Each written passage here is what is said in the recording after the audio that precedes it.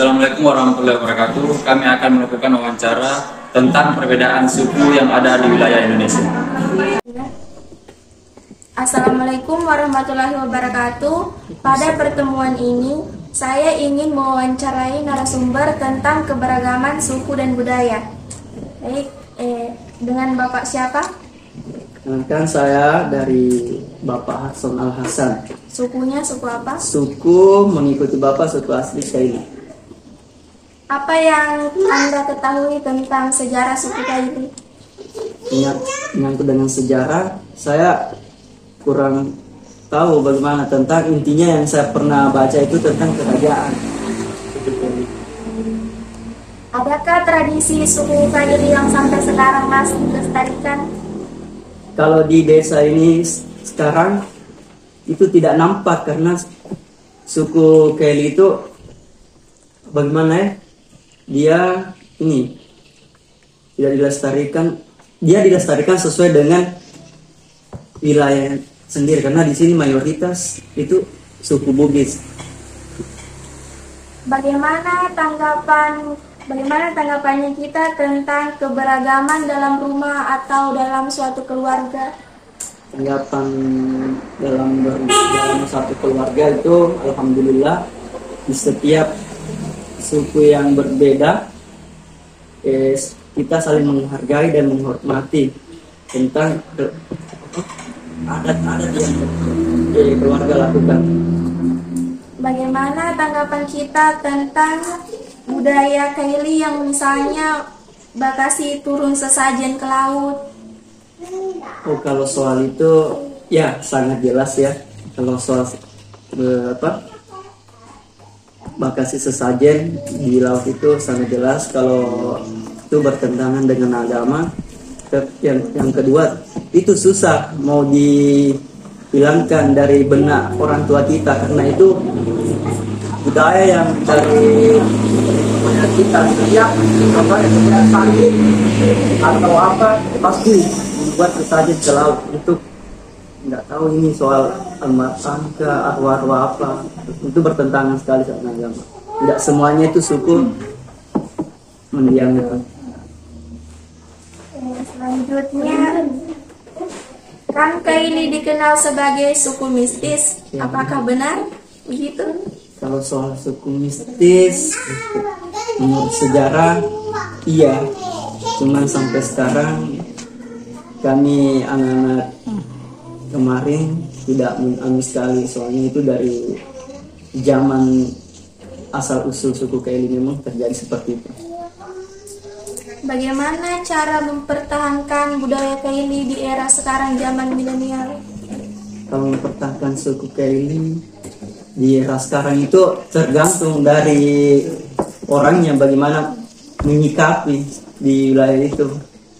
Yang saya bilang tadi, kita itu saling menghargai suku satu sama lain. Ya, terima kasih atas perhatiannya. Assalamualaikum warahmatullahi wabarakatuh. Di pertemuan kali ini saya akan mewawancarai presenter mengenai tentang keberagaman suku dan budaya. Dengan ibu atas nama siapa? Suku apa? Sedikit sejarah tentang suku Bone yang ibu ketahui. Budaya atau adat yang masih dilestarikan hingga sekarang itu apa? Biasanya seperti mana? Tanggapan ibu soal keberagaman. Keberagaman itu baik karena bisa hidup berdampingan tanpa memandang status sosial seseorang. Tradisi apa yang menurut ibu sudah mulai hilang hingga sekarang? Waktu saya lalu masih merit, masih ada namanya ibu nisang. Sekarang sudah jarang memakainya. Apakah anak-anak sekarang masih ada yang menggunakan bahasa daerah Bugis Bone atau sudah menghilang? Masih banyak. Di zaman milenial sekarang, apakah kita masih harus tetap mempertahankan budaya warisan leluhur? Ya, kalau bukan kalian, siapa lagi? Bagaimana cara ibu mewariskan budaya Bugis Bone? Kalau ada acara, kita baca-baca. Baiklah, terima kasih atas waktu yang ibu berikan. Sekian wawancara dari saya. Terima kasih. Sama-sama. Baiklah, assalamualaikum warahmatullahi wabarakatuh. Waalaikumsalam warahmatullahi wabarakatuh. Jadi di pertemuan kali ini saya sebagai moderator yang akan membawakan acara atau mewawancarai narasumber saya yang bernama, silahkan diperkenalkan namanya Pak. Muslimin nama saya, Kepala Desa Lenji. Baiklah, yang pertama yang akan saya tanyakan, terlebih dahulu Bapak ini sukunya asli mana? Suku saya Lenji. Ya, mungkin Bapak bisa sedikit menceritakan soal sejarahnya berdirinya Bugis atau apa yang Bapak ketahui tentang Bugis ini. Jadi kalau untuk sejarah masalah suku yang ada di Desa Lenji itu, yang pertama sebenarnya suku yang ada di Desa Lenji adalah suku Kaili, suku Dampelas. Setelah sejak tahun 70-an kemarin kalau tidak salah ini muncul para pendatang dari selatan. Itulah sebenarnya yang mekar di Desa Lenji ini, sehingga Desa Lenji ini mayoritas suku Bugis sekarang. Baiklah, selain itu saya ingin bertanya kepada Bapak tanggapannya tentang keberagaman yang terjadi di Desa Lenji ini, mau keberagaman dari budayanya, budaya masyarakat, dan soal mayoritas di sini. Baik, kalau secara namanya ini adat istiadat tentang keberagaman tradisi, sebenarnya dari pemerintah sebelumnya kebanyakan masih melaksanakan tradisi, yakni tradisi desa itu seperti adat-adat. Namun dalam hal ini saya selaku pemerintah desa baru bukan mau menghilangkan, tapi saya sudah mengurangi apa yang tidak terlalu bermanfaat kepada masyarakat. Maka tradisi yang tidak bermanfaat itu saya akan sudah mulai mengurangi, tapi tetap akan ada Mengikuti perkembangan zaman. itu mengikuti perkembangan zaman. Nah, pertanyaan selanjutnya Pak, kan di desa ini dulunya itu mayoritas Kaili, sebelum datang mayoritas lain dari selatan. Ya, budaya Kaili apa yang sampai sekarang masih diadakan di Desa Lenji ini? Kalau budaya masih ada Kaili yang masih ada sekarang ini, yakni masih ada Kaili yang masih ada namanya tradisi selamatan yang ada syukur aja sebenarnya. Ini sebenarnya bukan adat, tapi ini adalah salah satu syukuran yang memang mungkin barangkali seperti satu masih melaksanakan yang namanya makan-makan di bendungan. Kadang saya lihat masih ada juga yang melaksanakan baca doa selamat di pinggir-pinggir pantai, di tepi-tepi muara sungai seperti begitu. Tinggal itu yang ada sekarang. Apakah itu menurut Bapak pribadi, apakah itu termasuk perilaku yang bertentangan dengan agama atau sebenarnya kita tidak tahu pasti. Yang jelasnya apakah bertentangan dengan agama, apakah tidak. Yang jelasnya kalau untuk saya pribadi sebenarnya ini bukan termasuk ajaran. Ini bukan termasuk ajaran. Kenapa? Kenapa mesti orang lebih percaya yang namanya keramat.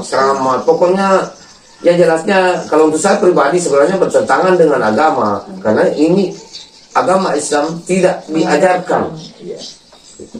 Baiklah Pak, terima kasih untuk waktu yang telah Bapak berikan kepada saya. Assalamualaikum warahmatullahi wabarakatuh. Waalaikumsalam warahmatullahi wabarakatuh. Assalamualaikum warahmatullahi wabarakatuh. Saya akan mewawancarai narasumber dari Bapak. Kebetulan beliau dari Jawa. Silakan Pak, perkenalkan namanya. Nama saya Pak Kasurata, kebetulan dari Jogja dan Jawa. Kalau boleh tahu Pak, asal usul suku Jawa itu dari mana? Asal suku Jawa itu karena karena adanya wilayah yang sudah dipatok oleh pemerintah kerajaan bahwa itu merupakan wilayah Jawa. Nah, jadi disitulah suku Jawa itu muncul. Jadi ada suku Jawa Barat, Jawa Tengah, Jawa Timur, dan Jogja. Itu asal usul suku Jawa. Kalau tempat awal suku Jawa itu dari mana? Asal usul tempat suku Jawa itu dari beberapa kerajaan. Kalau di Jogja adalah kerajaan Keraton Yogyakarta yang waktu itu adalah yang saya ingat saya, karena juga saya masih kecil, itu Sri Sultan Hamengkubuwono ke-9 itu. Kemudian di tempat daerah kalau saya kurang paham karena saya tinggal di Jogja, yaitu awal Jawa di sini. Adat istiadat seperti apa yang sering suku Jawa laksanakan? Ya, ada beberapa adat seperti yang sering dilakukan, yang antara lain adat upacara pernikahan. Adat upacara pernikahan itu memakai pengantinnya itu, calon pengantin memakai baju adat, dan di situ nanti dia akan berjalan setapak demi setapak melewati beberapa telur yang sudah disiapkan, dan telur itu tidak boleh diinjak. Nah, itu ada yang contoh yang pertama. Yang kedua adalah adat daripada orang hamil. Kalau hamil 7 bulan di adat orang Jawa itu, maka dia dimandikan dengan menggunakan beberapa macam bunga yang ditaruh dalam belanga air, ya, tempat air. Kemudian adat yang berikutnya adat keraton, ada sekaten, bukan keraton, sekaten itu dilakukan di saat-saat menjelang bulan Ramadan. Nah, itu di situ adat ditampilkan beberapa produk yang dijual dan dalam jumlah banyak. Nah, jadi orang di situ bisa mencari mencari dan bisa membeli di situ. Karena di situ memang disediakan namanya sekaten. 1 tahun sekali dilaksanakan. Terus kalau boleh tahu juga Pak, ada berapa suku Jawa sebenarnya? Suku Jawa yang saya tahu adalah suku Jawa asli itu Jawa Jogja itu. Kemudian suku Jawa Timur, karena suku Jawa saya Jogja dengan Jawa Timur sudah beda dialog. Jawa Timur agak kasar, Jawa Jogja halus, kemudian Jawa Sunda. Nah, Jawa Sunda kalian bisa lihat sendiri, kalau di TV itu ada kata teh, itu adalah Jawa Sunda. Kemudian Jawa Bekasi, nah itu yang membedakan apa? Logat, dialog. Ya, mungkin kalau di sini Bugis Mandar atau misalnya Bugis Sidrap, Bugis Sope, mungkin bahasanya lain, nah seperti itu. Terus. Bagaimana cara menjaga silaturahmi antar suku? Di suku di sini atau di Jawa? Boleh di sini Pak, boleh juga di Jawa. Oh ya, kalau di Jawa tentunya tidak ya, karena saya berdiri di sini. Kalau di sini saya rasa kita hanya bisa membuat langkah-langkah bagaimana kita menyikapi kepada teman kita, masyarakat, kampung, bagaimana bisa kita menyikapi supaya keadaan kita itu bagus, komunikasi itu bagus. Maka jalan satu-satunya ialah kita belajar untuk menghormati, menghargai, dan berkomunikasi dan silaturahmi. Nah, dengan cara apa? Ya mungkin dengan cara acara kerja bakti misalnya, kemudian pengajian misalnya, acara-acara undang-undangan seperti akikah, acara pesta.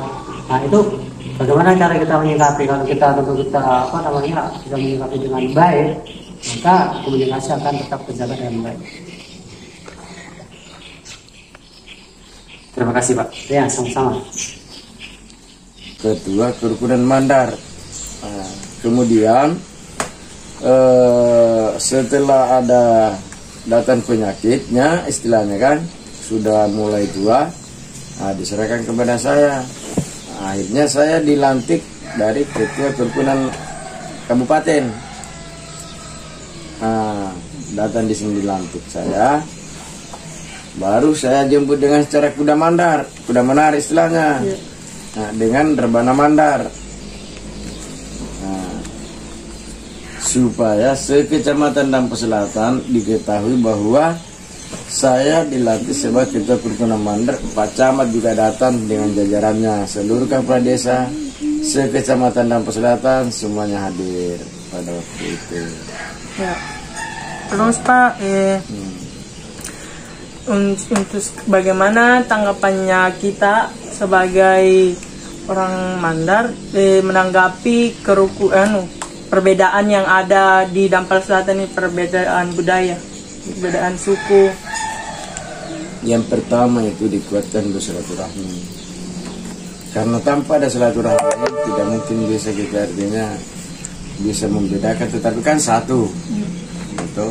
Karena itu masalah suku itu tidak bermasalah, masalah suku, karena namun pun suku apapun yang penting bagus. Tapi cuma ada di pakan tradisi, semuanya lain kita punya tradisi. Karena tradisi Dampal lain juga, tradisi Bugis lain juga, tradisi Mandar lain juga. Tapi masalah perbedaan itu kan sama semua kalau kita sudah sama-sama.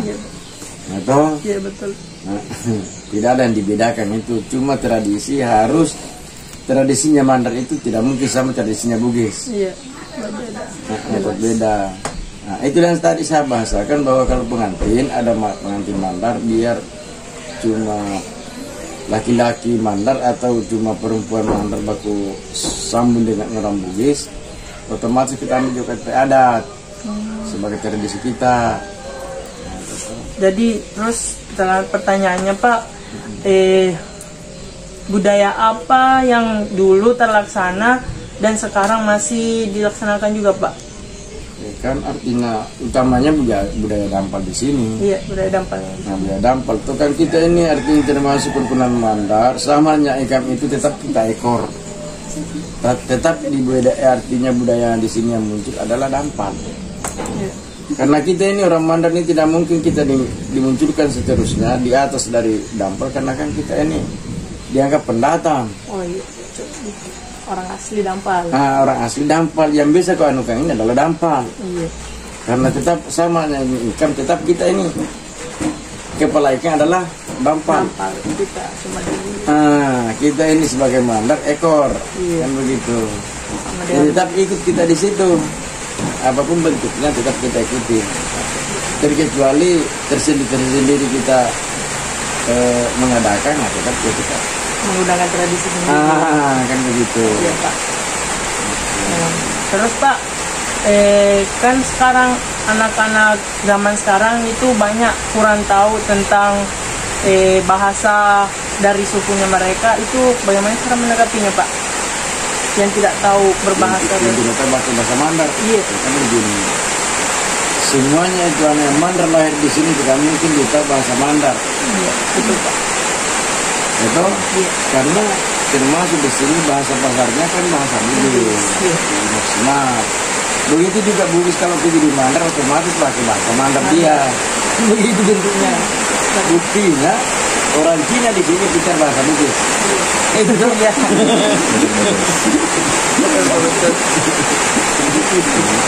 Berarti mengikut saja Pak. Karena kita pendatang ya, kita pendatang, kita muncul bisa jadi. Tidak bisa kita mengepul di kampung orang. Apalagi saya yang Baiklah, setelah kita melakukan wawancara kepada narasumber kita yang telah kita dapatkan kemarin sore, sekarang kita dapat mendapatkan kesimpulan, yaitu di wilayah kita ini banyak sekali keberagaman yang dapat kita lihat. Dari mulai perbedaan suku, agama, ras, dan budaya, kita dapat menyimpulkannya bahwa kita harus menjaga tali persaudaraan di antara kita semua. Yang kedua, kita harus tetap saling menjaga komunikasi, dan apabila bagi pendatang, kita harus menjaga sikap dan tutur kata, dan lain-lain. Yang ketiga, di era milenial sekarang, kita harus tetap mengikuti zaman tanpa meninggalkan budaya warisan. Yang keempat yaitu saling menghargai suku budaya agar dapat aman, damai, dan tentram.